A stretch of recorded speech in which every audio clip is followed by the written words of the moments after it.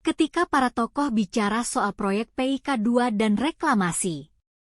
Seperti Anda ketahui, reklamasi itu jangan dipikir cuma di Jakarta, itu ada 37 wilayah yang sudah dan sedang dikerjakan.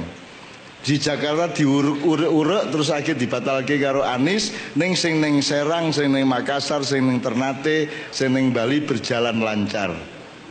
Jadi mereka akan menciptakan kota-kota besar yang penghuninya bukan orang Indonesia, tidak berbahasa Indonesia dan kaya raya di wilayah-wilayah itu, membokongi atau memantati kalian. Dan sekarang kenyataannya, kalau kita dari Medan sampai ke Lampung, di pesisir timur, itu semua adalah bangunan-bangunan, perumahan, tempat tinggal, maaf, non-pri, mayoritas. Jawa bagian utara, mulai dari Merak, kita jalan, BSD, kita jalan lagi kemana-mana. Semua mereka sekarang diberikan izin untuk bikin pulau. Saya curiga bahwa di pemerintah kita telah kemasukan mereka-mereka ini yang menyiapkan satu gerakan mengembalikan komunisme, karena kita ingat tahun 65 itu bukan komunis Rusia. Berarti PIK2 dibatalkan dari PSN atau gimana, Pak? PIK2 tidak pernah menjadi masuk. PSN. Yang menjadi PSN adalah ekoturism, Eco-Park ya. Coastal Line Eco.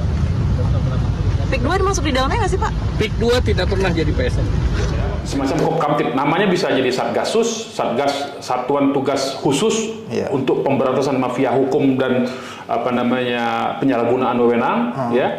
Nanti Satgas inilah tadi itu ada dari kejaksaan, ada dari kepolisian, ada dari KPK, ada dari OJK, dari BPN, dari KKP, semua dilibatkan. Saya kira ini harus dilakukan oleh Prabowo. Kenapa? Karena ini bukan semata-mata karena ada persoalan dengan rakyat, tapi ini menyangkut kedaulatan negara. Kenapa tadi saya singgung ya? Ini kan kita tahu, tadi saya sebut ada 34 titik pesisir pantai. Tidak hanya PIK ya, termasuk Rempang segala macam yang di Manado, yang di Bali ya. Itu semua direncanakan untuk dibuat koloni, dan itu warga negara asing yang diundang.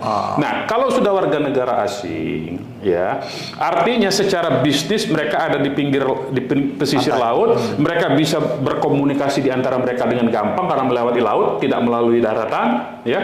Kemudian ada pangkalan militer Republik Rakyat Cina di Natuna Utara yang bisa menyuplai mereka, tinggal ngirim orangnya. Bagi Republik Rakyat Cina yang jumlah penduduknya 1,5 miliar, mengirim 200 juta orang itu kecil. Kecil, 200 juta orang tuh. Dia masih punya 1,3 miliar. 200 juta kirim sudah imbang dengan penduduk ini. Dengan tentara Indonesia aja cuma jumlahnya 600.000. Polisi cuma 1.200.000, kirim 200 juta, selesai Indonesia. Nah ini yang menurut saya Presiden Prabowo ini harus sensitif dia terhadap kedaulatan negara, kedaulatan hukum, dan mengantisipasi ancaman bahaya dari utara ini, Republik Rakyat Cina. Mereview dan mengendalikan semua PSN ini, kemudian melakukan penegakan hukum pidana terhadap semua pelanggaran hukumnya. Nah, Presiden Prabowo berani ini, karena dia punya jiwa patriotik sebetulnya.